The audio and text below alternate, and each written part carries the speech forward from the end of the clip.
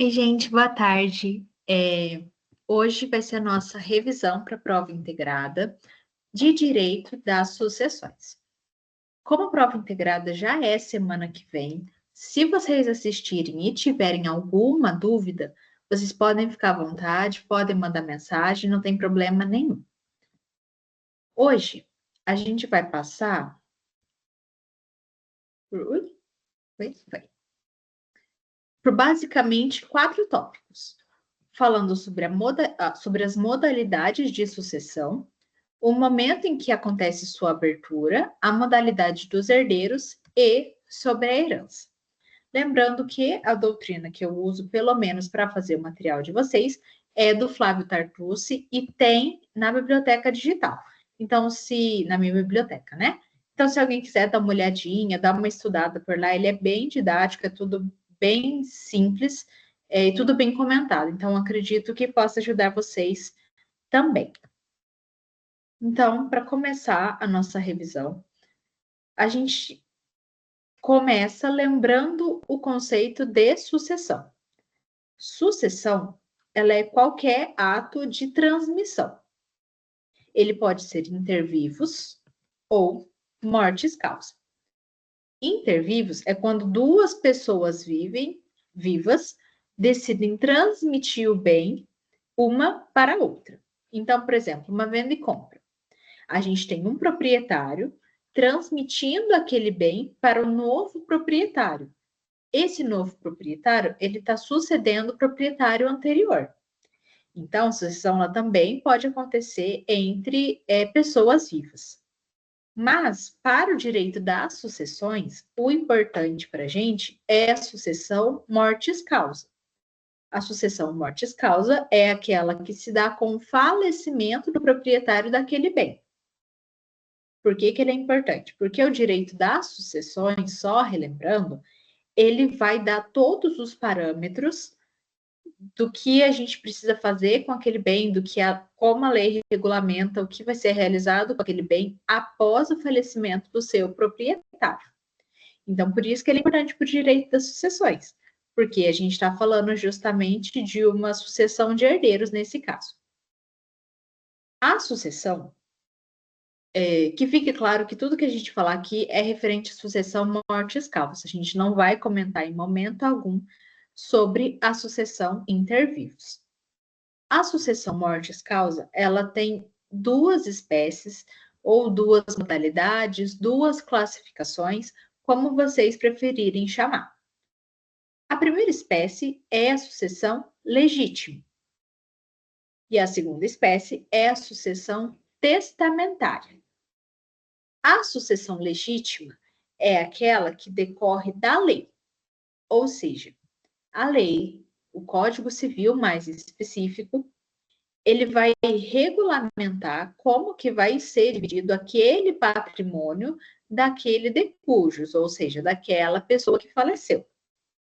Já a sucessão testamentária, ela decorre do testamento, que também é regulamentado pelo Código Civil, mas é um ato de vontade do de cujos. Ou seja, a pessoa que é dona daquele patrimônio, a pessoa que é proprietária, ela vai utilizar da sua prerrogativa de escolher como vai ser feita aquela divisão. Na sucessão legítima, a gente já não tem essa escolha.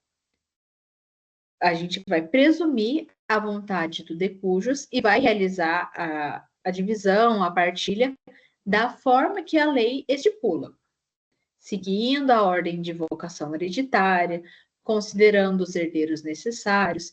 Então, a gente vai seguir todos os parâmetros da lei. Se a lei fala, divide de tal forma entre tantas pessoas, reserva a fração tal para tantas pessoas, é isso que a gente vai fazer.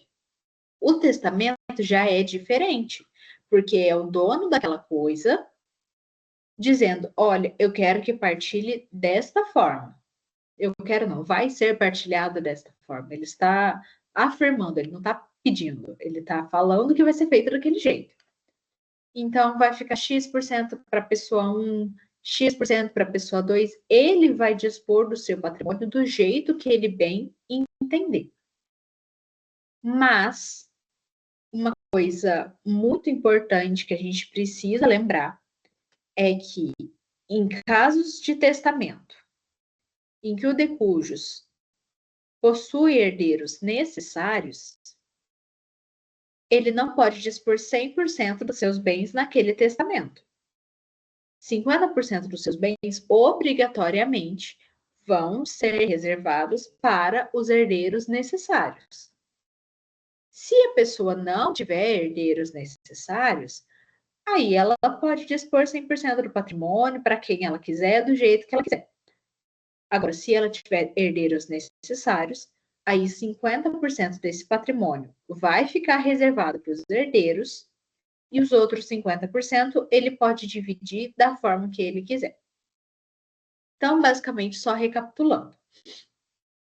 A gente tem a sucessão legítima, que é aquela que decorre da lei, e a gente presume a vontade do de cujos. A gente vai seguir a ordem de vocação hereditária pelo simples fato de que não tem nada falando que seja para ser feito o contrário.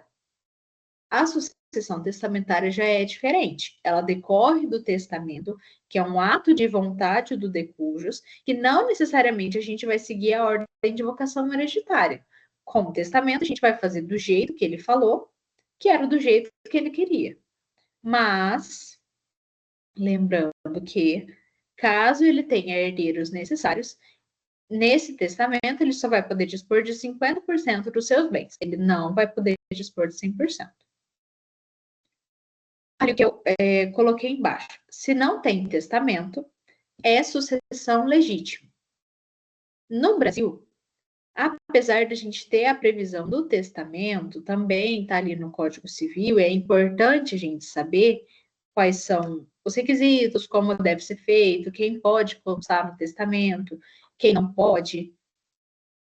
A gente precisa entender que o testamento, a sucessão testamentária, na realidade brasileira, ela não é muito aplicada. A gente precisa saber, porque pode acontecer, acaba acontecendo. Do contrário, não teria dispositivo no Código Civil para regulamentar isso, mas a gente não pode negar que acontece com muito menos frequência, pelo simples fato de que testamento é caro. Normalmente, as pessoas que costumam fazer testamento, elas são pessoas com um número muito grande de patrimônio, de um valor muito alto, que acaba que a maioria das pessoas não consegue alcançar. Então, na maioria das vezes, a gente vai estar falando da sucessão legítima, pelo simples fato dela ser mais comum. Mas nada impede de que na prova integrada, na vida, apareça alguma questão sobre sucessão testamentária. E a gente tem que ficar bastante atento nisso, justamente por conta dessas diferenças, de quem pode receber, quem não pode, quem vai receber, quem não vai, se é 100% dos bens, se é só 50%. Então, a gente tem que tomar bastante cuidado com isso. Eu deixei aqui em cima os artigos que falam mais ou menos disso, é o 1786 e o 1788 do Código Civil.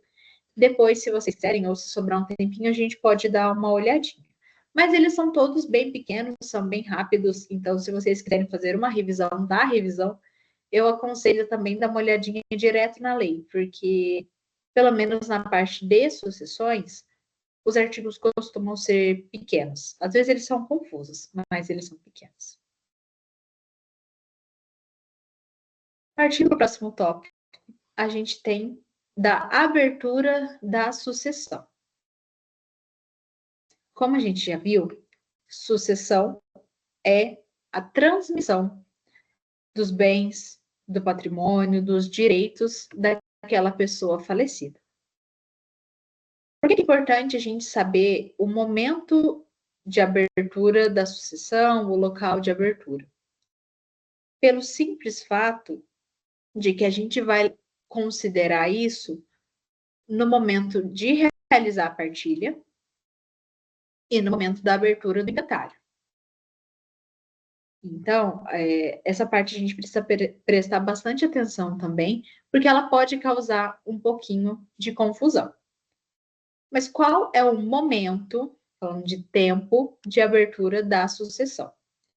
O momento de abertura da sucessão, ele segue o princípio de Saizine. Eu não sei se assim se fala, porque eu não falo francês. Mas o que esse princípio fala? O que ele aborda? Ele dispõe que a herança é transferida imediatamente para os herdeiros no momento da morte. Então, se a pessoa morre nesse exato momento, às 4h14 da tarde do dia 16 de maio de 2025, nesse momento, a gente já tem a abertura da sucessão. Por que isso é importante? Por que isso é desse jeito? A herança ela é imediatamente transmitida para os seus herdeiros, justamente para que esses bens, vamos pensar num exemplo prático, esse dinheiro, essa casa, esse carro, essa moto, eles não fiquem vagando por aí sem dono. Por isso que a gente já tem a aplicação do princípio de Saizine, e ele é muitíssimo importante no direito das sucessões, porque ele traz esse imediatismo, que é justamente para proteger os bens dessa pessoa. Porque se a gente esperasse um pouco para abrir a sucessão, se a sucessão começasse, começa no próximo dia útil, esses bens eles ficariam um tempo sem ninguém para cuidar, sem ninguém para administrar, sem ninguém para tomar conta, usufruir. Então, é muito importante a gente lembrar desse princípio, porque ele rege o direito das sucessões de uma maneira incomparável. Então, a gente tem que lembrar do princípio Saizine, que diz que a herança é imediatamente transmitida aos herdeiros no momento da morte. Então, se a pessoa morreu, no próximo segundo, aqueles bens já são dos herdeiros. Só lembrando que a gente verifica a morte também pelo jeito que ela é descrita no Código Civil. A gente tem a morte natural, a morte presumida, enfim. A morte foi declarada, foi estabelecida, digamos assim. No próximo segundo, esses herdeiros já são donos da herança, justamente para que esses bens não fiquem sem administração.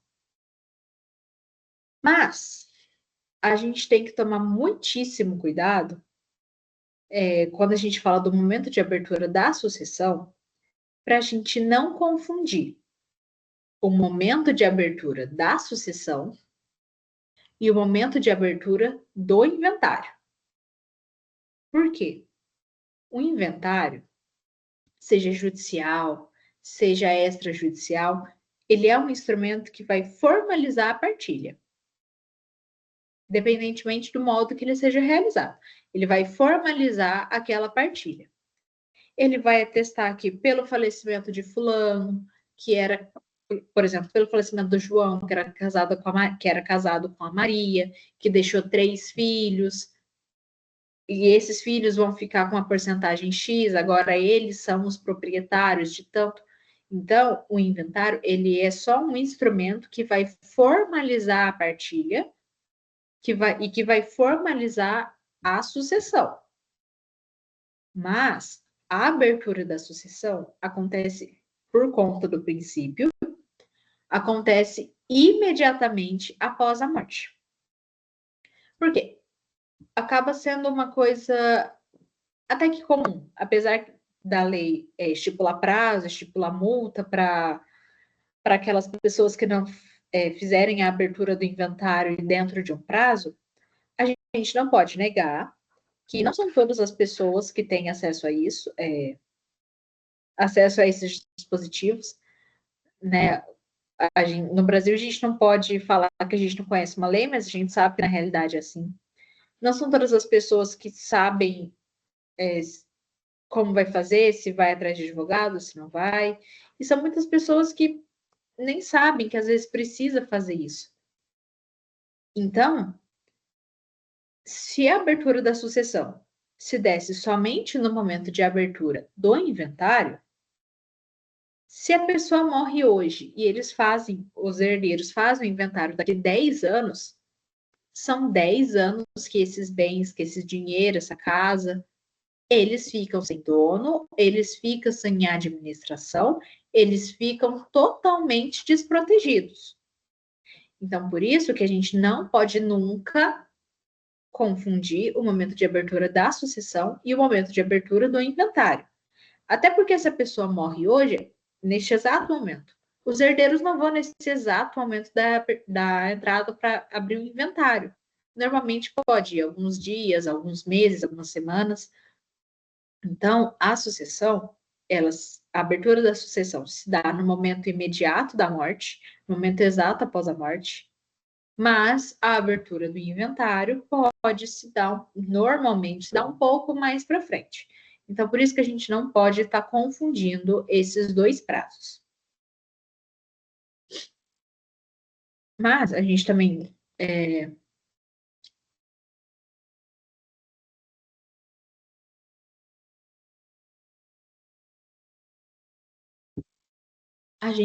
precisa levar em consideração que algumas vezes, normalmente por acidentes, vamos por acidente de avião, acidente de carro, a gente não consegue determinar qual pessoa morreu primeiro.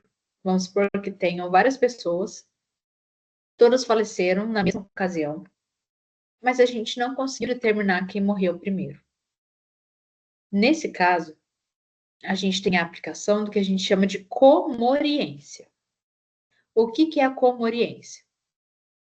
Quando a gente não consegue definir quem morreu primeiro e quem morreu depois, a gente considera que todas as pessoas que faleceram naquela ocasião faleceram ao mesmo tempo.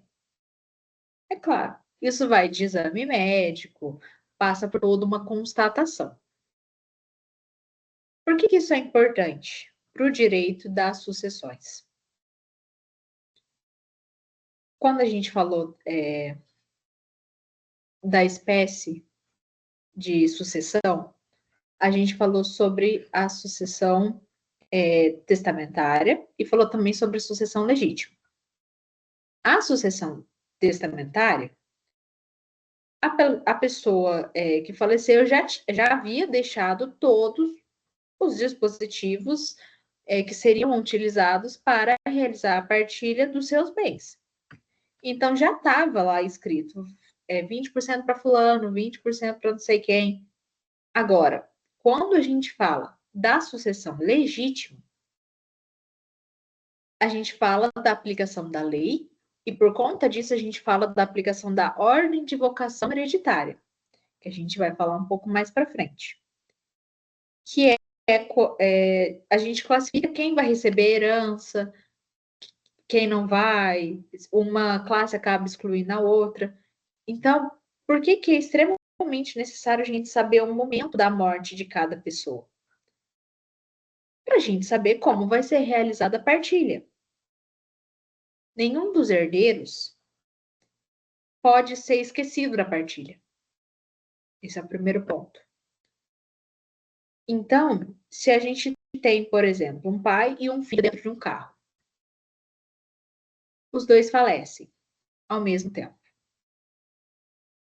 A gente vai realizar a partilha de modo diferente do que seria se o pai tivesse falecido primeiro ou se o filho tivesse falecido primeiro.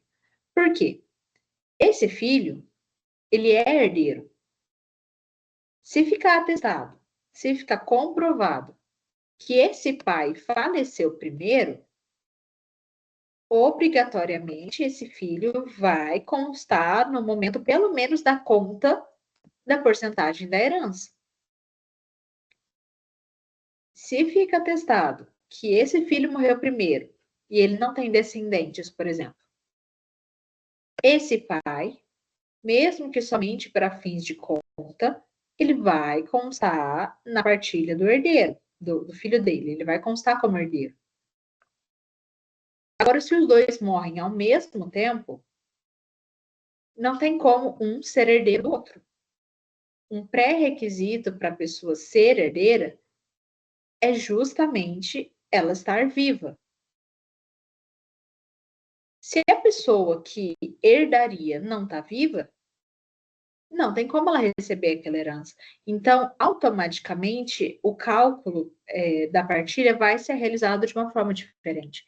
Então, por isso que a gente tem que sempre tomar cuidado com o momento da morte.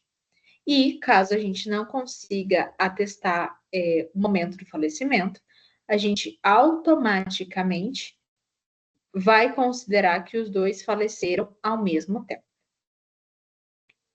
O local de abertura, ele já é mais importante para fins de inventário. Porque o local de abertura da sucessão, a gente considera que a sucessão se abriu, que a sucessão se iniciou no local do último domicílio do decujus. Domicílio, normalmente, a pessoa tem residência, normalmente nessa residência ela tem domicílio também. Caso essa pessoa falecida ela tenha mais de uma residência, a gente pode considerar como local de abertura da sucessão qualquer uma delas. Ou seja, então a gente vai poder lavrar o inventário em qualquer uma delas.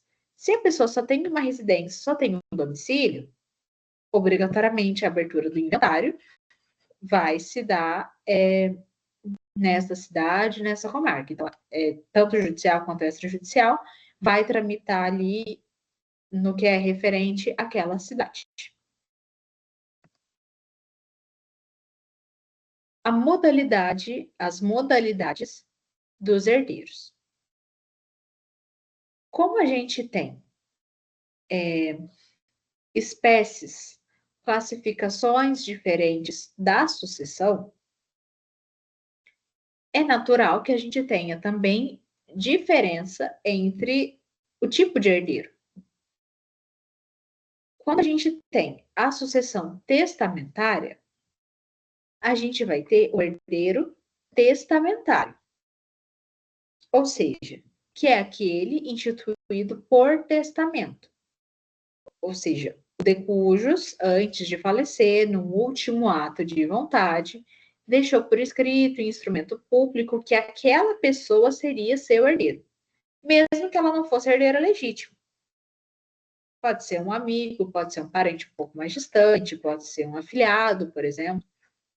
Então, é aquela pessoa que consta no testamento. Eu acredito que o nome ele já deixe não deixa a gente ter dúvidas.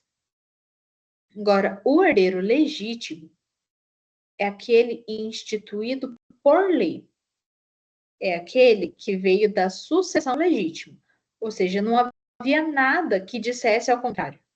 Não havia nada que dissesse, olha, fulano não vai participar da minha herança, ou não, eu vou colocar essa outra pessoa para participar da minha herança. Então, ele é aquela pessoa que consta na lei, da ordem de vocação hereditária, como um herdeiro legítimo. O herdeiro legítimo, então, é aquele que consta por lei, e o testamentário é aquele que consta por testamento. Dentro dos herdeiros legítimos, a gente tem os herdeiros necessários. Também é muito importante a gente levar em consideração a classificação dos herdeiros necessários. Por quê? Esses herdeiros, eles têm uma proteção legal. Lembra lá no começo, quando a gente falou do testamento, que quando uma pessoa tem herdeiros necessários, ela não pode dispor 100% do patrimônio, ela só pode dispor em testamento de 50% do patrimônio? É justamente por isso. Os herdeiros necessários, eles têm uma proteção legal em que, pela lei, já que eles são herdeiros pela lei, não por testamento, eles obrigatoriamente vão receber 50% ou metade do patrimônio do de cujos, ou seja, da herança. Quem são os herdeiros necessários? Os descendentes, os ascendentes e o cônjuge ou companheiro, né? Porque a união estável para fins legais, fins de sucessão, nesse Código Civil, ela se equipara ao cônjuge. Isso também, no momento a gente vai guardar que são descendentes, ascendentes e cônjuge ou companheiro, mas já tem uma discussão sobre se o cônjuge deveria ou não ser considerado um herdeiro necessário. Tem gente que defende que sim, tem gente que defende que não. Mas até bater o martelo, a gente vai considerar aquilo que está na lei: descendentes, ascendentes e cônjuge. Então, se uma pessoa tiver alguma dessas classes, se ela tiver um filho, se ela tiver um pai, se ela tiver uma esposa, obrigatoriamente 50% dos bens vão ser dessas pessoas. E se eles não tiverem? Aí a gente considera que a pessoa não tem herdeiros necessários. Ela pode ter herdeiros legítimos? Sim. Herdeiros necessários? Não. Herdeiro necessário é como se fosse uma parte dos herdeiros legítimos. Como se o herdeiro legítimo fosse um conjunto maior e os herdeiros necessários estivessem ali dentro. Então, se a pessoa não tem herdeiros necessários, ela pode ter herdeiros legítimos, ainda assim. Até porque o rol de herdeiros legítimos, ele é maior. Então, se ele não tiver herdeiros necessários e quiser fazer um testamento, por exemplo, 100% dos bens vão poder ser dispostos naquele testamento. Agora, se ele tiver de qualquer classificação que seja considerado herdeiro necessário, aí ele já não pode, porque necessariamente 50% vai ser desse herdeiro necessário. E como que é a ordem de vocação hereditária? A ordem de vocação hereditária, a gente começa pelos descendentes, ascendentes, cônjuges e companheiros. Esses são os herdeiros necessários. Não tendo os herdeiros necessários, a gente vai passar para as próximas classificações, de parentesco. Então, a gente tem os irmãos, os sobrinhos, os tios, os primos, os sobrinhos netos e os tios avós. Por que é importante a gente saber essa ordem? No momento da partilha, no momento da sucessão, uma ordem exclui a outra.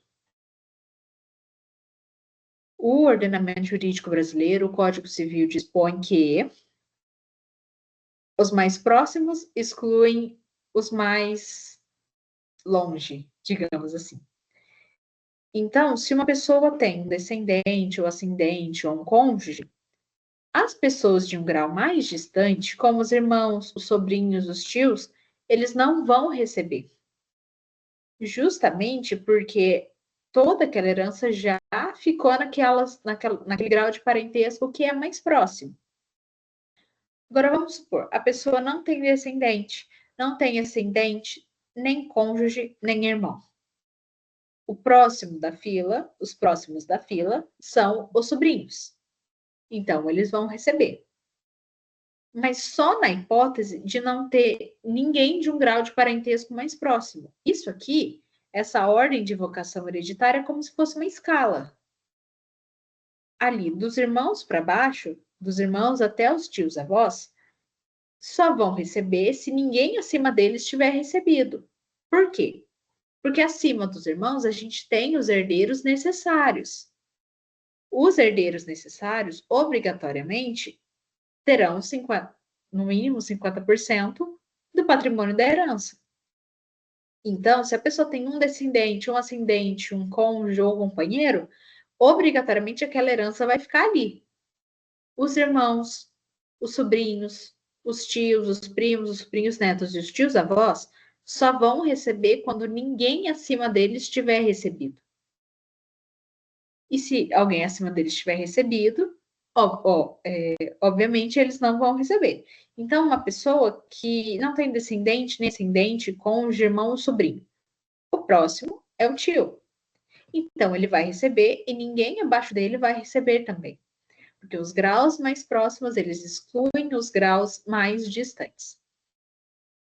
Não está no slide, mas é importante a gente saber também que a sucessão, quando a gente fala dos descendentes, a gente está falando de uma sucessão que vai até o infinito. Então, a gente está falando do filho, do neto, do bisneto, do tataraneto, do filho do tataraneto e assim vai. Então, quando a gente fala que uma pessoa não tem descendente, quer dizer que não existe ninguém que, para ter nascido, precisa que ela tenha nascido. Porque quando a gente fala descendente, a gente quase automaticamente pensa em filho. Às vezes aquela pessoa não tem mais filho, mas às vezes ela tem um neto, às vezes ela tem um bisneto. Então, para que essa herança alcance esses graus mais distantes de parentesco, a gente precisa que não exista ninguém. Então, é nenhum descendente. Não é que a pessoa não tem filhos, é que ela não tem filhos, ela não tem netos, ela não tem bisnetos, ela não tem tataranetos e assim vai. Ela não pode ter nenhuma dessas classificações. Claro, se uma pessoa nunca teve filhos, ela nunca vai ter descendentes. Mas às vezes a pessoa teve filho, o filho já faleceu, deixou um neto, às vezes esse neto deixou um bisneto. Pode acabar acontecendo. É até comum de acontecer, talvez não em graus tão longínquos como bisneto, tataraneto, mas pode acontecer. Então, quando a gente fala que a herança vai passar para o grau mais longe, a gente está falando que não pode existir ninguém daquela classificação. Então, é nenhum descendente. Os ascendentes já é um pouco diferente. Por quê? Primeiro, que já é difícil a pessoa ter um ascendente que seja além de pai e avô. É difícil a pessoa ter ascendentes vivos, obviamente, que sejam bisavós, tataravós e assim vai. O cônjuge e o companheiro, obviamente, a pessoa só tem um. A gente não vai ver uma pluralidade de cônjuges ou pluralidade de companheiros, porque a lei determina que a pessoa só vai ter um. Então, a gente tem que tomar bastante cuidado com isso, para pensar além daquilo que naturalmente já vem na nossa cabeça. Descendentes é até o infinito. Todas as pessoas da sua linhagem que, para terem nascido, precisam que você tenha nascido. Outra coisa que é importante também, não está no slide, eu esqueci de colocar, estou vendo isso agora, é a gente falar dos herdeiros por representação. O que é isso? A representação, ela acontece somente na linha descendente. Então, a gente não tem representação na linha ascendente, nem nos cônjuges, nem nos irmãos, nem nos sobrinhos. A gente só tem na parte dos descendentes. Que a representação, o direito de representação, é quando um herdeiro acabou falecendo antes do decujus, do autor da herança, e deixou descendentes. Esses descendentes do descendente, esses, por exemplo, filhos do filho que faleceu, esse neto do decujus, eles são chamados a substituir aquele ascendente já falecido na partilha, na herança, na sucessão. Então, aquela parte daquela pessoa que é pré-morta, que é como são chamados as pessoas que faleceram antes do decujus. Aquela parte da pessoa pré-morta, ela não pode ficar vagando por aí sem rumo. Ela não pode ser atribuída a uma pessoa que não tem nada a ver com a sucessão. Então, se essa pessoa deixou sucessores, deixou descendentes, perdão, esses descendentes, eles são chamados a substituir essa pessoa no momento da sucessão. E elas substituem somente na proporção em que aquela pessoa receberia se viva fosse. Então, eles não vão receber nada mais. Se a gente tem, por exemplo, um avô, um filho e um neto. Se esse filho falece antes desse avô, e vamos supor que ele receberia 50% da herança, esse filho tem total direito de representação, porque ele é um descendente do decujus. Ele é neto do decujus, então ele é um descendente. Mas esse filho só vai poder, esse neto, perdão, só vai poder receber, no máximo, aquela quantidade que o seu pai receberia. Ele não vai receber nada a mais e ele não vai receber nada a menos. Ele vai receber somente o proporcional que seria atribuído ao seu pai, ao seu ascendente, que é pré-morto.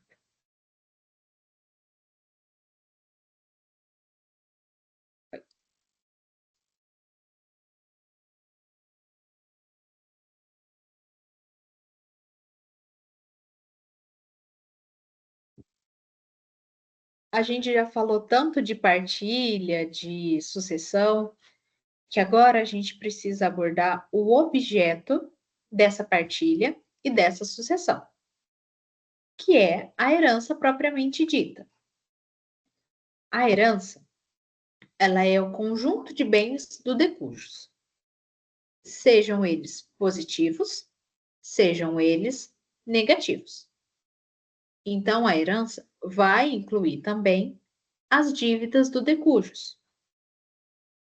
Então, se a pessoa deixou uma casa, um carro, dinheiro na conta do banco, tudo isso vai integrar o seu patrimônio e vai compor a sua herança.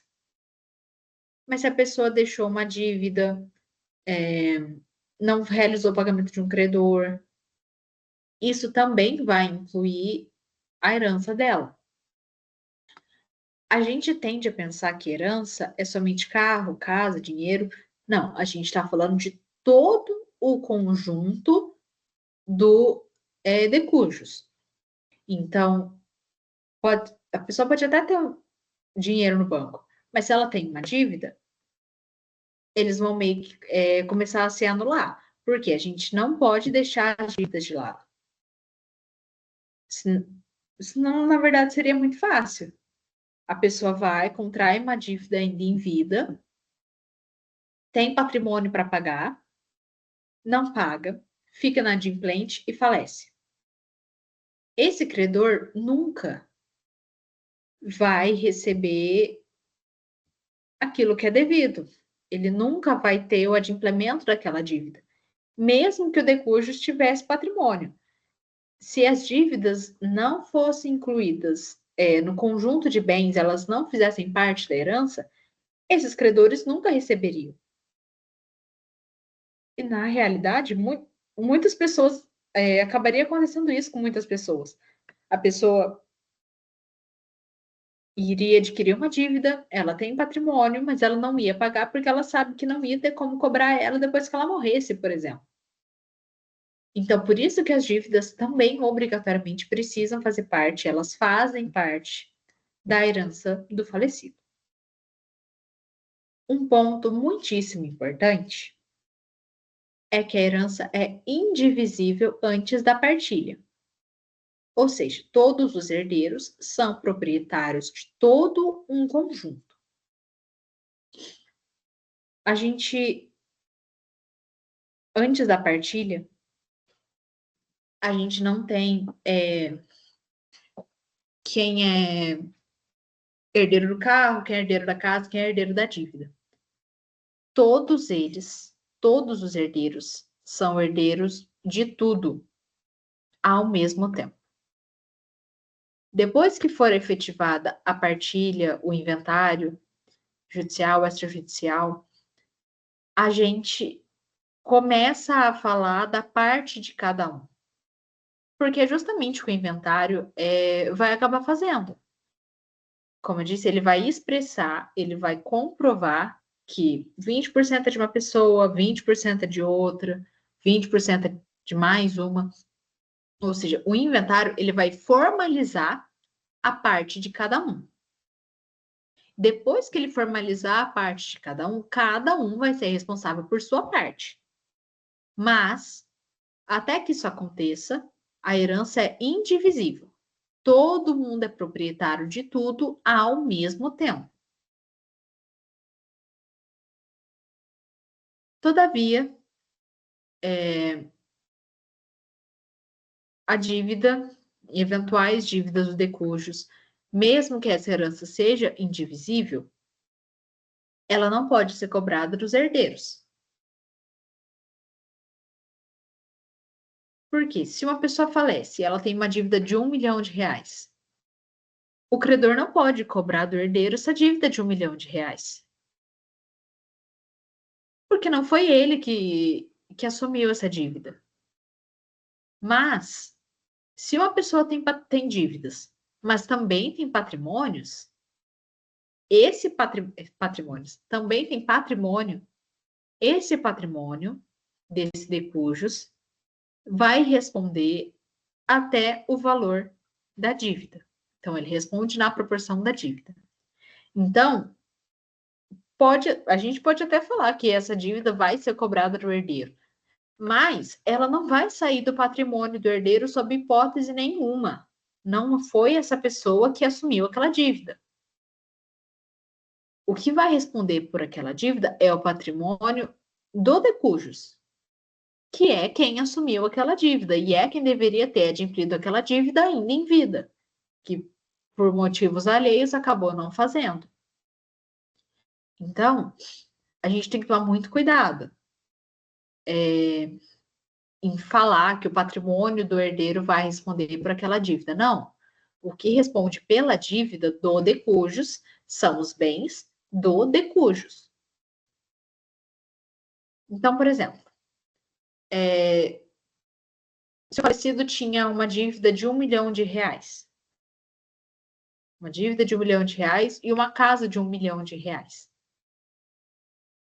Essa casa, ela é suficiente para responder a dívida do de cujos. Então, ela vai responder a dívida do de cujos, porque esse credor precisa receber, independente de ser banco, de ser pessoa, independente de quem seja, ele tem que receber e ele vai receber. Ah, mas como ficam os herdeiros nesse caso? Nesse caso, eles não receberiam nada. Por quê? Porque o patrimônio do de cujos constava numa casa de R$ 1 milhão e uma dívida de R$ 1 milhão.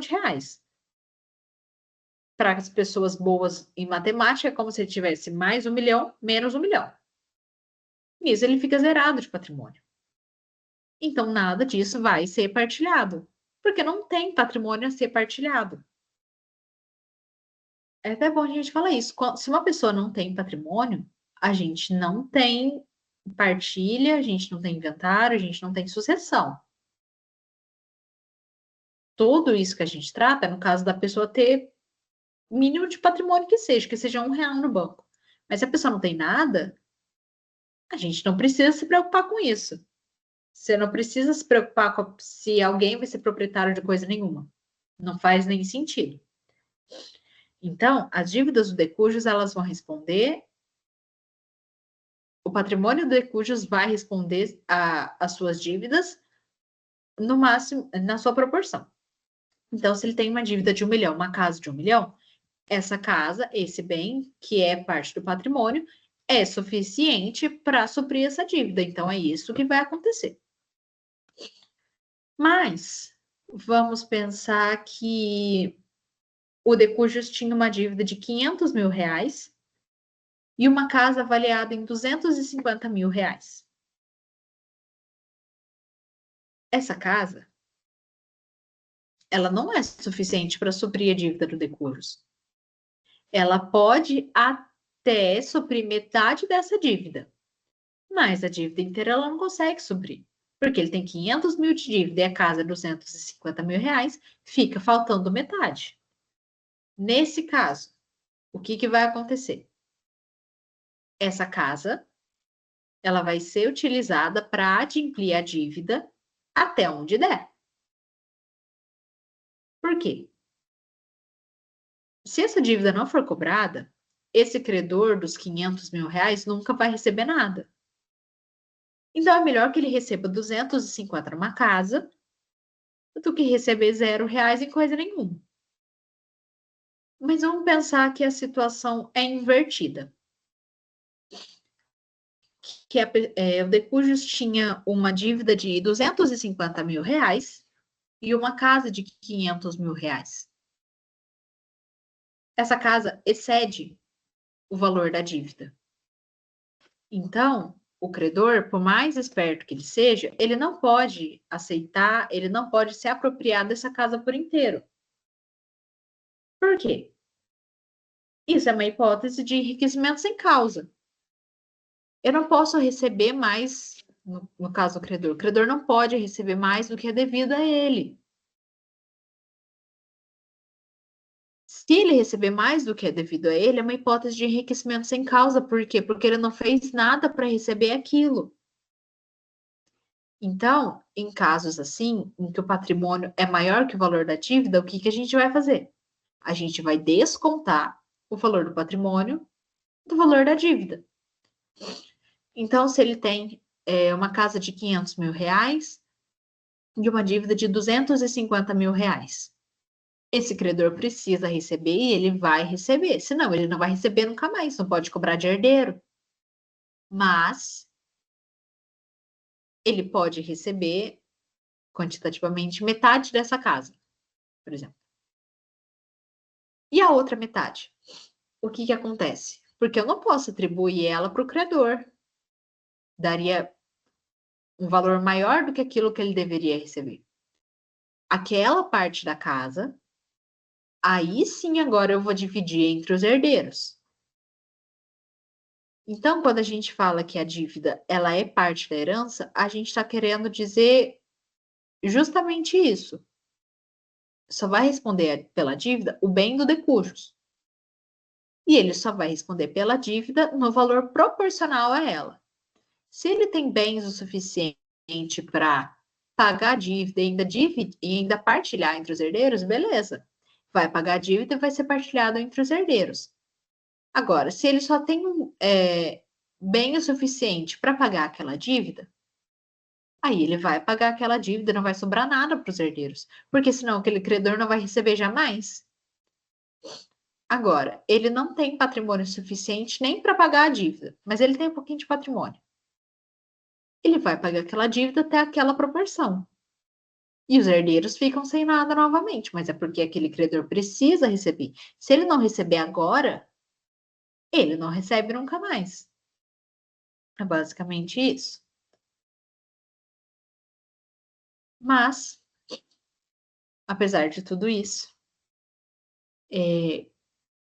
no ordenamento jurídico brasileiro, ninguém é obrigado a fazer nada, basicamente. Você, inclusive, não é obrigado a aceitar uma herança. Porque, às vezes, você sabe que a pessoa tem mais dívida do que patrimônio. Ou você acha que aquele patrimônio é muito pequeno, ou você acha que vai dar muito problema, ou você simplesmente não quer, independente do motivo, você não precisa deixar isso claro. Para o legislador, para o advogado, para quem seja. Então, a herança, para que ela seja atribuída, ela precisa ser aceita. Mas, caso aquele herdeiro não queira aceitar aquela herança, ele tem todo o direito de renunciar. Por quê? A aceitação da herança, ela confirma a transmissão. A renúncia nega a transmissão. A aceitação da herança pode ser feita em até 3 modalidades.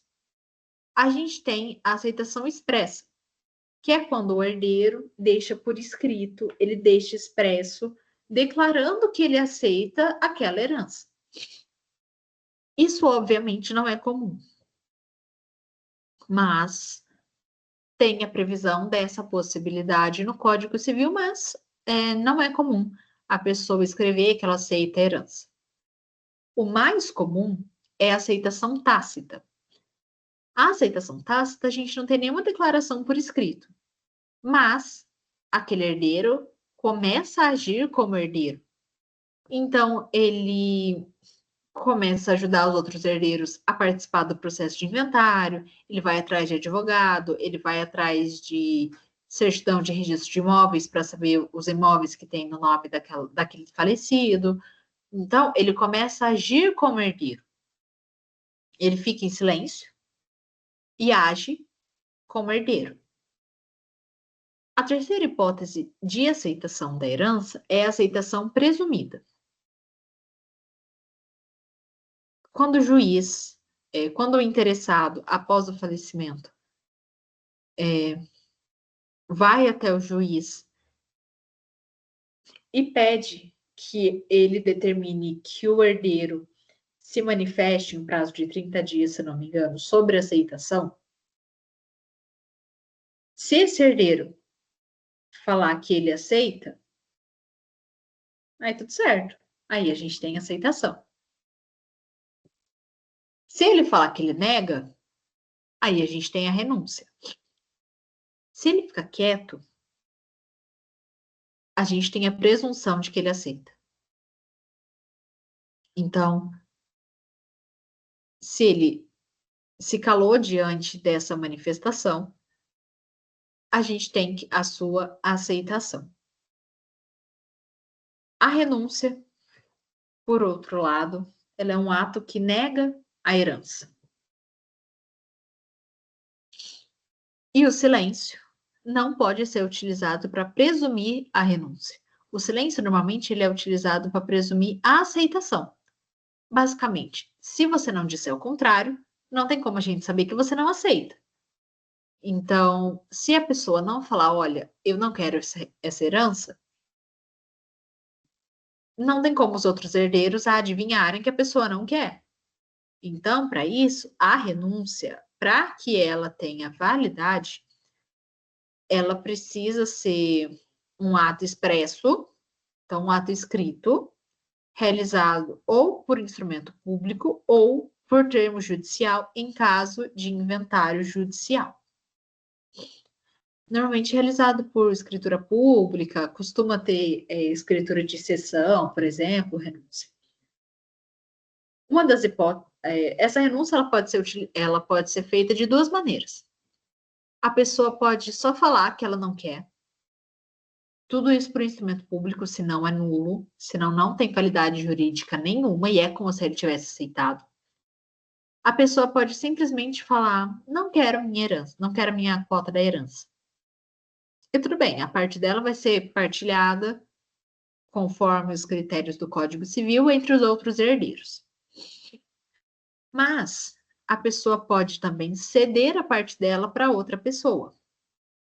Então eu posso falar, eu não aceito essa herança, mas eu estou cedendo essa parte para o meu irmão João, por exemplo. Então, a pessoa tem essas duas hipóteses.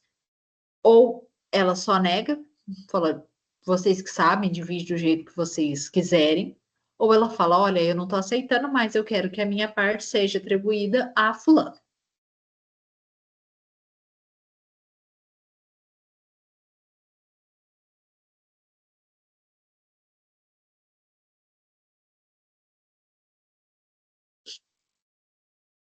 Uma coisa que a gente tem que prestar bastante atenção, que às vezes pode até parecer óbvio, mas é bom a gente dizer. Não existe herança de pessoa viva. Quando a gente fala de herança, a gente obrigatoriamente está falando de uma pessoa que faleceu, a gente obrigatoriamente está falando de um de cujos. Não existe herança de pessoa viva. Por que é importante a gente destacar isso. Porque muitas pessoas acham, e eu falo muitas pessoas, eu tenho um pouco de experiência nisso, muitas pessoas acham que só porque um dia elas vão herdar alguma coisa, elas já podem começar a negociar, a vender, a ceder antes de receber essa herança. Por que que só existe herança de pessoa morta? Porque o momento, a gente não sabe quando aquela pessoa vai morrer, primeiro de tudo. Quando aquela pessoa, até aquela pessoa morrer, muitos dos herdeiros, por exemplo, já podem ter falecido. Então a gente já vai ter diferença na cota de cada um, na fração de cada um, quem recebe o quê. Então, herança de pessoa viva não existe. Se a pessoa quiser dispor dos bens dela enquanto ela está viva, ela pode. Não existe um herdeiro falar, ai, não, não vai vender essa casa, por exemplo, porque ela é minha. Ela não é sua. Ela um dia, quem sabe, será sua por meio de herança. Então, muitas pessoas, por falta de conhecimento mesmo, falta de instrução, elas acabam querendo agilizar o processo de para não ter briga, não ter confusão antes da pessoa falecer. Mas tudo e qualquer coisa que seja referente à herança só pode começar a ser realizado após o momento do falecimento. Porque a herança só existe no momento do falecimento. E a sucessão se abre exatamente no momento do falecimento. Então a pessoa morreu. A gente tem a abertura da sucessão e os seus bens também automaticamente todos viraram herança.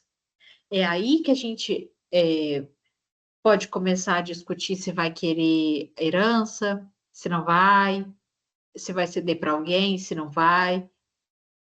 É só a partir desse momento. Isso é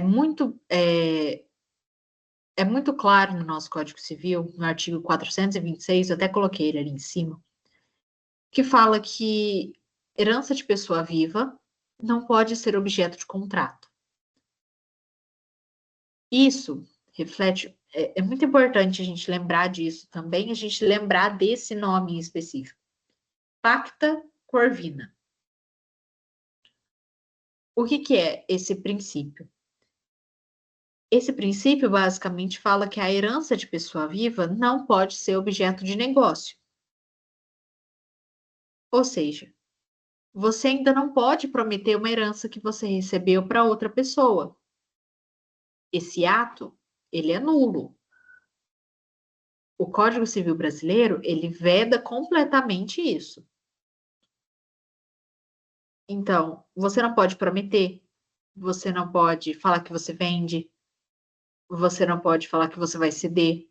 Por quê? Porque a herança ainda não existe. A herança começa a existir a partir do momento que teve um falecimento. E pensando do lado mais frio da coisa, você nem sabe se você vai estar vivo para receber aquela herança. Às vezes, a pessoa está prometendo herança para Deus e o mundo. O autor da herança morre daqui a 20 anos. A pessoa morre em durez. Então, a gente não pode dispor de bens que não são nossos. Se o bem for seu, se a pessoa dispor de um bem, fizer uma doação, por exemplo, aí você faz o que você quiser. Você vende, você promete, você faz cessão, você que sabe. Mas, porque o bem é seu. Mas a gente não pode dispor de bens que não são nossos. O único que pode dispor dos bens é o proprietário.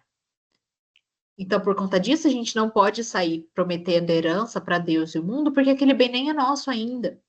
E a gente nem sabe se um dia ele vai ser. Pode ser que a gente morra antes do autor da herança. E aí, como é que fica? A gente não pode incluir aquelas pessoas no momento da sucessão. Vamos supor que a pessoa não deixou testamento e vai seguir a sucessão legítima. Descendentes, ascendentes, cônjuges, irmãos. E aquela galera toda. Um dos descendentes resolve prometer uma parte daquela herança para um amigo, que não tem nada a ver com o assunto, não tem nenhuma relação de parentesco com decujos. não teve um testamento para que aquela pessoa constasse. Se a pessoa que prometeu morre antes do de cujos e já prometeu para um terceiro que não tem nada a ver com a história, no momento de realizar a partilha, aquele terceiro não vai poder integrar o rol de sucessores. Então, a gente tem que lembrar disso com muita força. Lembrar do Pacta Corvina e que não existe herança de pessoa viva e que herança de pessoa viva não pode ser objeto de negócio. Ela não pode ser negociada, ela não pode ser prometida a ninguém, cedida a ninguém. Se isso for realizado, o ato é nulo, porque a gente não pode dispor de um bem que não é nosso. Então, essa parte é bem importante. Igual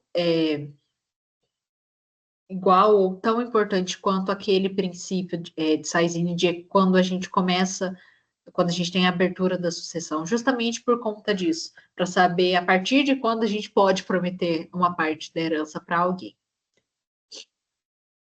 Outro ponto é que a herança, ela precisa ser aceita ou renunciada integralmente, sem condição, sem ter. Lembra que a gente falou que a herança é indivisível? Então, e que a herança é composta por bens positivos, negativos, ou seja, a gente inclui as dívidas também.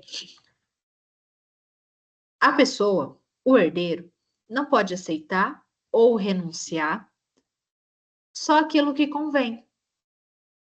Senão seria muito fácil. A pessoa aceita o bem e renuncia à dívida. Ela aceita a casa em Angra dos Reis, mas ela renuncia à casa em Lorena, uma casa caidinha. A pessoa não pode fazer isso. Então, ou a pessoa aceita tudo, ou a pessoa renuncia tudo. Não tem de só um pouquinho. Eu quero só 10%. Não.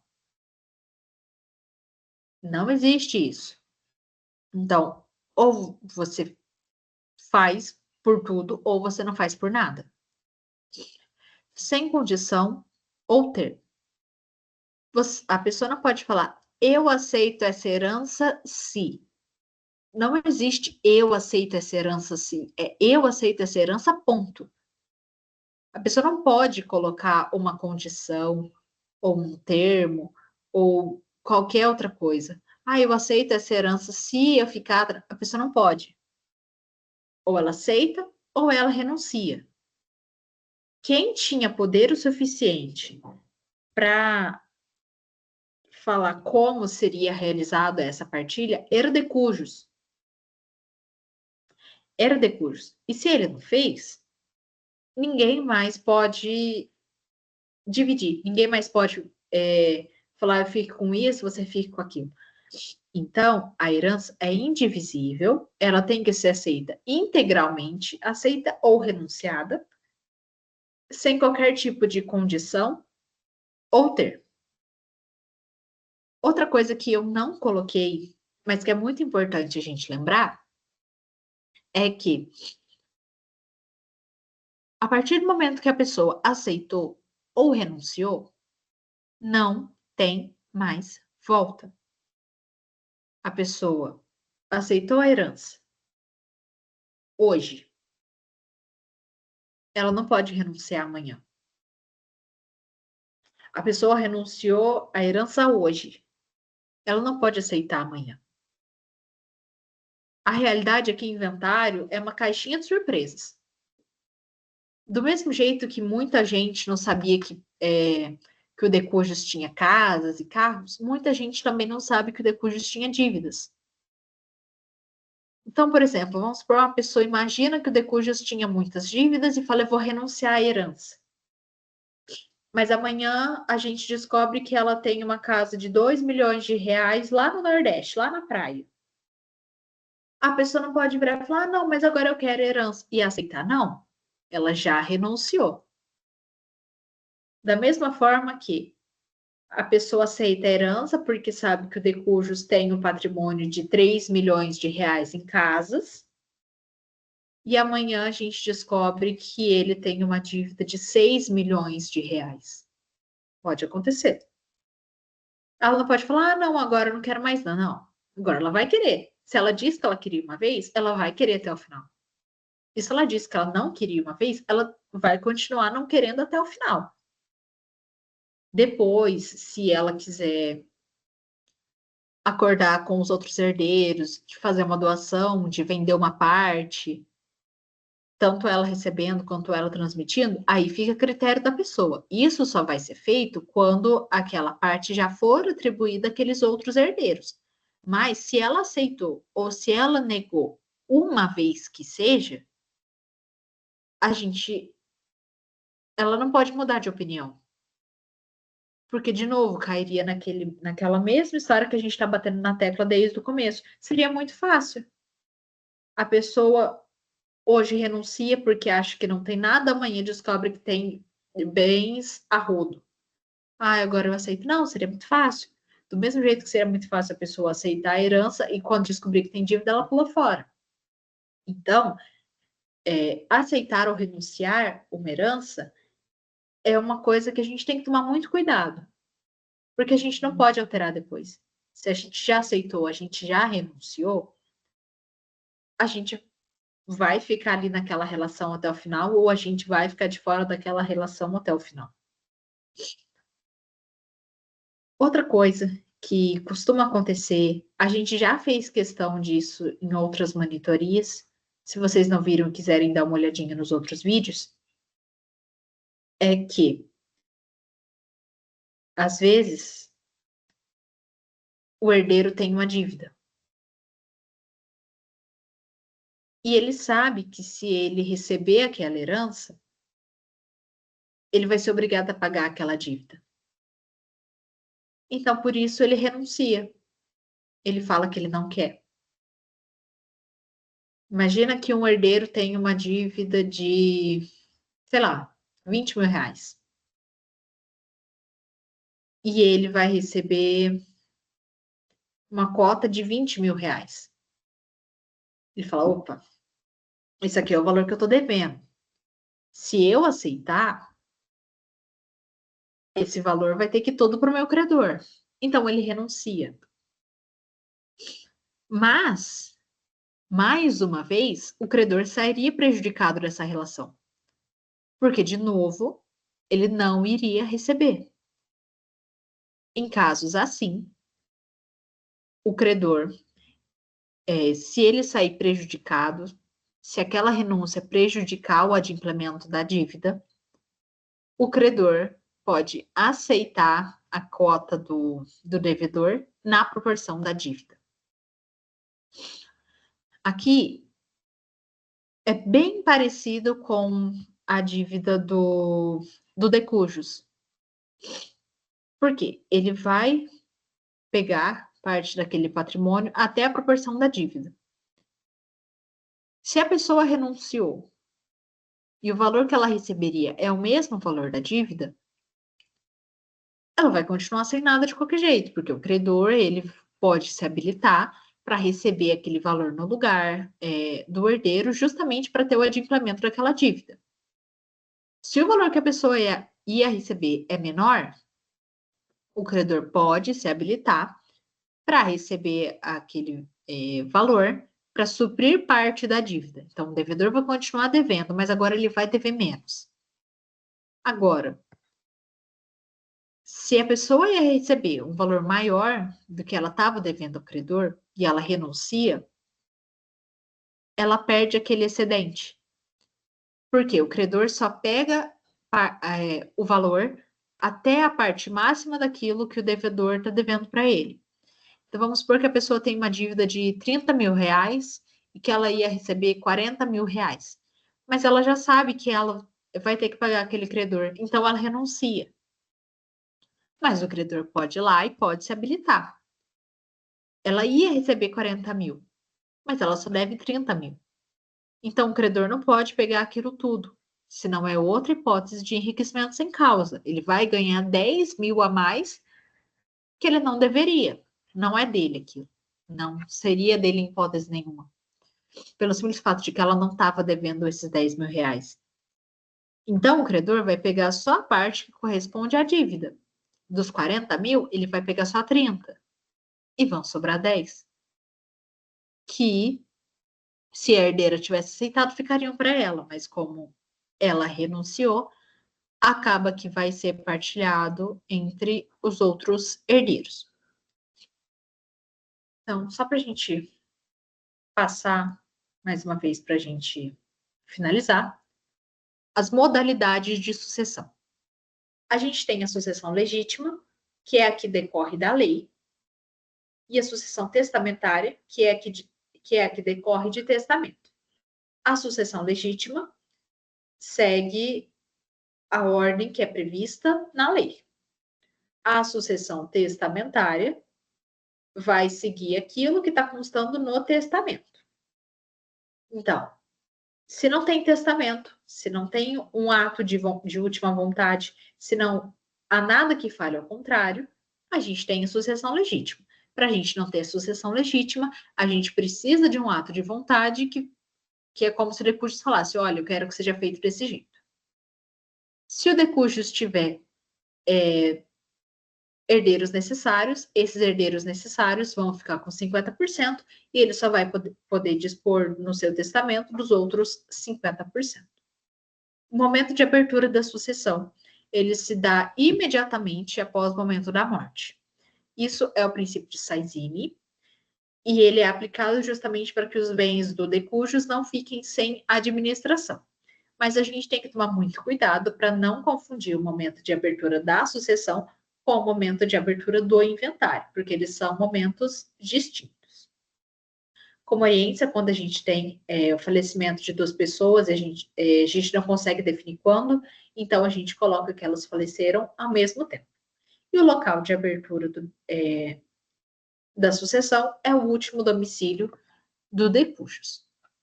As modalidades de herdeiro. A gente tem os herdeiros testamentários, que são aqueles instituídos por testamento, e os herdeiros legítimos, que são aqueles instituídos por lei. Dentro dos herdeiros legítimos, e a gente tem que prestar bastante atenção nisso, porque é muitíssimo importante, a gente tem os herdeiros necessários, que são os descendentes, os ascendentes, os cônjuges ou companheiros. Esses herdeiros necessários, eles têm uma proteção legal e eles obrigatoriamente recebem metade do patrimônio do decújus, metade da herança. A herança é um conjunto de bens do decújus, que inclui positivos e negativos, ou seja, inclui dívidas também, e ela não obrigatoriamente vai ser atribuída a todos os herdeiros. Os herdeiros, eles podem aceitar a dívida, ou seja, eles podem confirmar essa transmissão, mas eles podem renunciar a essa dívida também, sendo que a renúncia ela precisa ser realizada por instrumento público ou termo judicial. Agora a gente tem a pacta corvina, que a gente não pode negociar herança de pessoa viva. Caso ocorra essa negociação, esse ato é nulo. A herança também, ela precisa ser aceita na sua integralidade, sem condição ou termo, e uma vez aceita ou renunciada, a gente não pode ter a reversão dessa vontade do herdeiro. Espero que tenha ajudado.